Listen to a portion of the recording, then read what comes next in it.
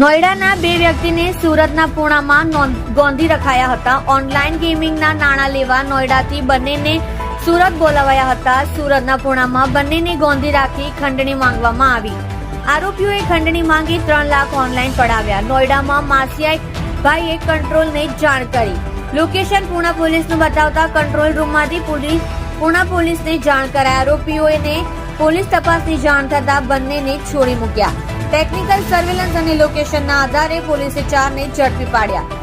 પોલીસે ખંડણીના 3 લાખ રિકવર કર્યા. સમગ્ર મામલે પોલીસે ફરિયાદી બની કાર્યવાહી હાથ ધરી. તમે જોઈ રહ્યા છો ST ન્યૂઝ ચેનલ ફેઝર શેખની સાથે.